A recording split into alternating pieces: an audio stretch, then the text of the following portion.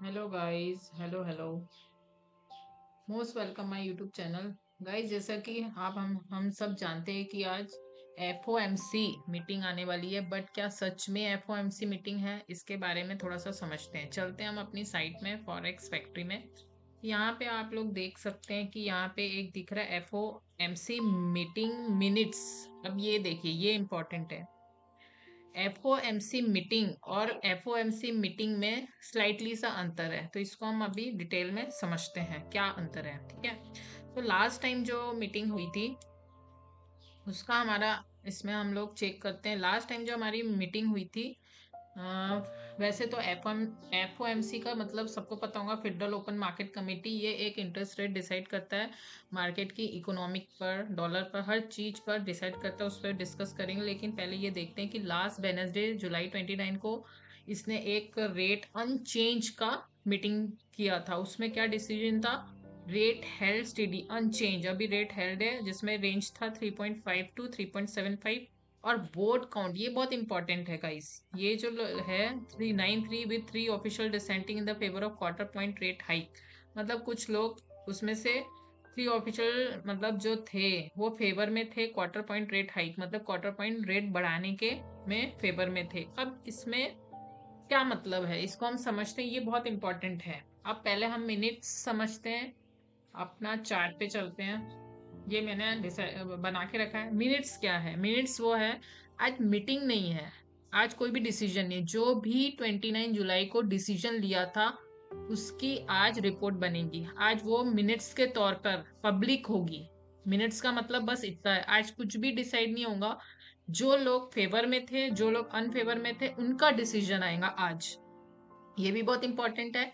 तो अब वो पब्लिकली प्रेस रिलीज करेंगे कि एक्चुअल में हमारा डिसीजन क्या है। लास्ट टाइम ये हमेशा ऐसे ही होता है, लास्ट टाइम जो भी हम लोग रेट डिसाइड होता है उसका पब्लिकली कुछ दिन बाद मिनट्स के रूप में रिपोर्ट तैयार की जाती है, वो पब्लिकली हमारे सामने आती है। तो अब इसमें क्या क्या डिसाइड होता है, क्या क्या बातें होती हैं? यूएस इन्फ्लेशन के बारे में एफओएमसी में चर्चा होती है। एम्प्लॉयमेंट, अनएम्प्लॉयमेंट की स्थिति क्या है, कम है, ज्यादा है, स्ट्रांग है, इकोनॉमी कितनी स्ट्रांग होंगी, वीक होंगी, इंटरेस्ट रेट पर क्या असर होगा, ओवरऑल हमारे डॉलर पे क्या असर होगा। तो ये सब डिसीजन उस मीटिंग में लिए जाते हैं, जो कि एफओएमसी मीटिंग मिनट्स में जारी किए जाते हैं। तो आज हमें उसका पूरा एग्जैक्ट चीज पता चलेंगी। अब इसमें क्या क्या चीजें होती हैं? तो 3 टाइप ऑफ डिसीजन आते हैं। रेट हाइक होता है, अगर रेट हाइक हुआ, उन्होंने डिसीजन लिया कि रेट बढ़ाएंगे, क्योंकि 3 ऐसे लोग थे जो रेट हाइक पर वोटिंग थी जिनकी। तो अगर उन्होंने आज का डिसीजन, अगर वो मीटिंग के डिसीजन के जो भी रिपोर्ट आती है, अगर उस पर इंटरेस्ट रेट स्लाइटली बढ़ता है तो डॉलर में पोजीशन स्ट्रांग होती है, और gold, crypto, stock, other market थोड़ा सा प्रेशर आता है, या वो वहां पे सपोर्ट लेता है या प्रेशर आता है। ठीक है। मतलब डाउन प्रेशर रहता है, रेजिस्टेंस उस लेवल पे बना के रखता है। और रेट कट होता है तो इंटरेस्ट रेट डाउन होगा, डॉलर डाउन होगा, गोल्ड, क्रिप्टो, स्टॉक मार्केट जो भी या तो सपोर्ट लेगा या तो एक अप स्पाइक मिलेगा। सबसे ज्यादा गोल्ड पे प्रेशर आता है। अगर रेट अनचेंज होगा, जैसा कि लास्ट टाइम आई थिंक कुछ तो भी रेट अनचेंज हुआ था, कुछ तो भी हुआ था, तो उसमें कुछ भी स्पाइक नहीं आया, तो फेड का आगे का संकेत। वैसे अब ये इंपॉर्टेंट है, मीटिंग में क्या होता है, हॉकिश और डोविश मार्केट की दिशा तय करते हैं। मतलब ये दो पॉलिसी मेकर ऐसे हैं। कुछ लोग जो हॉकिश है, ये रेट इंटरेस्ट बढ़ाने की बात करता है। जो भी महंगाई हो रही है उसमें अगर हम रेट इंटरेस्ट बढ़ाएंगे तो महंगाई में एक स्थिरता रहेगी, तो इनका व्यू थोड़ा अलग रहता है। और डोविश रहता है जो इंटरेस्ट रेट कम करने की बात करता है। तो दोनों में से जो भी, जिनका भी निर्णय समर्थन ज्यादा मिलता है वोटिंग में, वो लोग उस अकॉर्डिंगली हमारे को इंटरेस्ट दिखने मिलता है। इन दोनों में से जिसका भी पॉलिसी मेकर डिसीजन आता है, जिसका समर्थन दिया जाता है, वही हमारे सामने पेश होता है। तो आज इसीलिए इम्पोर्टेंट है, क्योंकि लास्ट टाइम जो भी मीटिंग होती है उसका रिजल्ट हमें आज पब्लिकली देखने को मिलेगा। तो अब देखते हैं गाइस, लास्ट टाइम क्या हुआ था। लास्ट टाइम, चलिए लास्ट टाइम मैंने फाइंड आउट किया था, जो 29 को स्लाइटली मार्केट अनचेंज होने के कारण, स्टेबल रहने के कारण, एक 11:30 के आसपास यहाँ पर एक स्पाइक देखने को मिला था।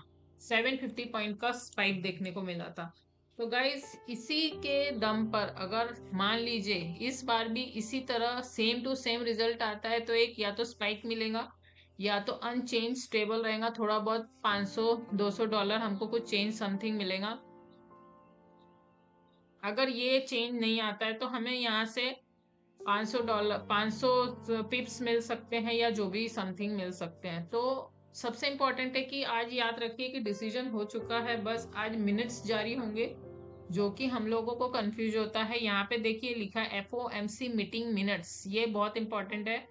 इम्पोर्टेंट तो उसी दिन हो गया था, लेकिन आज इसके हमारे पब्लिकली अनाउंस किया जाएगा कि क्या मतलब डिसीजन आता है। जैसा कि मैंने यहाँ पे आपको बताया था, अनाउंस ऑलरेडी हो गया, लेकिन यहाँ वोटिंग काउंट 9-3 थे with 3 official dissenting in the favour of quarter point right high.